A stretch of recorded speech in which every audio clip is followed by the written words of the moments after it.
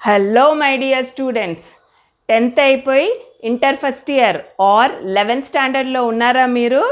MBBS అవ్వాలన్న గట్టి ambition ఉన్న వాళ్ళ మీరు? అయితే నీట్ అంటే ఏంటి? నీట్ ఎగ్జామ్స్ కండక్ట్ చేసేది ఎవరు? నీట్ సిలబస్ ఏంటి?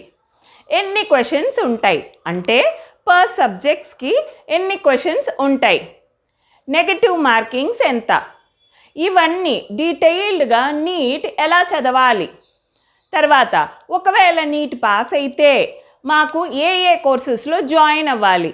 ఒకవేళ అనుకున్న ర్యాంక్ రాకపోతే, నీట్ కాకపోతే పారామెడికల్ కోర్సెస్ లేకపోతే నాన్ మెడికల్ కోర్సెస్ ఏమేమి ఉన్నాయి?